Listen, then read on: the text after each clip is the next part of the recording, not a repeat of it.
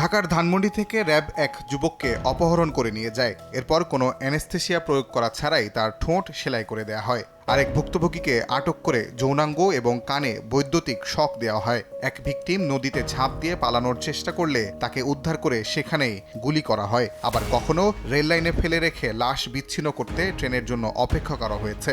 আওয়ামী লীগের শাসনামলে গুমের পর এমন সব ভয়াবহ নির্যাতনের তথ্য উঠে এসেছে তদন্ত কমিশনের অন্তর্বর্তী প্রতিবেদনে।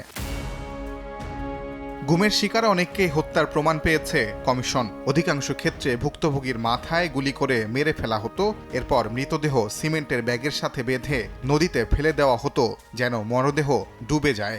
এই যে হাজার হাজার লোককে যে তারা নিয়ে গুম করে মেরে কি একটা ভয়াবহ একটা এইরকম ক্রাইম বাংলাদেশে হয়েছে, এটা তো পড়তেই গা শিউরে উঠে। যারা জড়িত তাদের কারো ক্ষমা নাই, তাদেরকে বিচারের আওতায় আমরা আনবো। গুমের নির্দেশ আসতো সরকারের সর্বোচ্চ পর্যায় থেকে। এসব গুমের জন্য ভারতের সহায়তা নিয়েছে শেখ হাসিনার প্রশাসন। সুখরঞ্জন বালি এবং বিএনপি নেতা সালাউদ্দিন আহমেদকে গুমের পর ভারতে হস্তান্তরের ঘটনা এখানে উদাহরণ হিসেবে তুলে ধরা হয়। প্রতিবেদনে আরও বলা হয়, একজন সৈনিক তদন্ত কমিশনকে জানিয়েছেন 2011 সালে 2 দফা তামাবিল সীমান্ত দিয়ে 3 জন বন্দীকে আনা হয়। এ সময় ভারতীয় সীমান্তরক্ষী বাহিনীর সাদা পোশাকধারী সদস্যরা ছিলেন। 2 জন বন্দীকে রাস্তার পাশে হত্যা করা হয়। জীবিত আরেক বন্দীকে র্যাবের আরেকটি দলের কাছে তুলে দেওয়া হয়। র্যাবও 2 জন বন্দীকে একই প্রক্রিয়ায় ভারতীয়দের কাছে তুলে দিয়েছিল। গুমের বেশিরভাগ ক্ষেত্রে র্যাব, ডিবি, সিটিটিসি, গোয়েন্দা সংস্থা ডিজিএফআই এবং এনএসআই প্রধান ভূমিকা পালন করেছে বলে প্রতিবেদনে তুলে ধরে কমিশন। র্যাব এবং ডিজিএফআই এ কর্মরত সামরিক কর্মকর্তারা বিশেষভাবে নির্যাতন চালাতো গুম করা ব্যক্তিদের ওপর। 2009 থেকে 2024 সাল পর্যন্ত 1676টি গুমের অভিযোগ নথিভুক্ত হয়েছে কমিশনে, যার মধ্যে 758টি অভিযোগ পর্যালোচনা করে প্রাথমিক এই প্রতিবেদন দিয়েছে গুম সংক্রান্ত কমিশন। তবে গুম নিয়ে দীর্ঘদিন ধরে কাজ করা বেসরকারি সংস্থা মায়ের ডাক বলছে, গুম হওয়া ব্যক্তির প্রকৃত সংখ্যা আরও অনেক বেশি।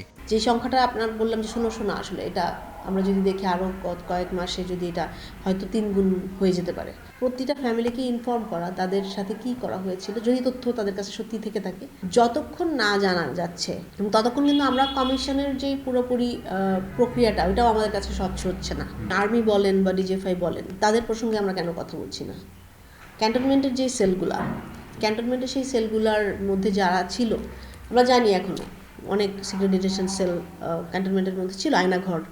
তো সেই সেলগুলোতে কারা ছিল, তাদের কি করা হয়েছে, মানুষগুলা কোথায়? গুমের শিকার ব্যক্তি কিংবা স্বজনদের নিরাপত্তা নিশ্চিত করা হবে উল্লেখ করে ভুক্তভোগীদের তথ্য দেওয়ার আহ্বান জানাচ্ছে অন্তর্বর্তী সরকার। সিকিউরিটি দেওয়া হবে, আপনার প্রোটেকশন দেওয়া হবে, আপনি আস্থায় রাখুন আমাদেরকে। আমরা চাই আপনি আসুন, আপনার কথাগুলো বলুন। পূর্ণাঙ্গ প্রতিবেদনে আরও ভয়াবহ চিত্র উঠে আসবে ধারণা করে প্রধান উপদেষ্টার প্রেস সচিব বলছেন, র্যাবকে বিলুপ্ত করা হবে কিনা তা উপদেষ্টা পরিষদে আলোচনা হবে, ক্যাবিনেটে ডিসকাশন হবে। তাজওয়ার মাহমিদ, সময় সংবাদ, ঢাকা।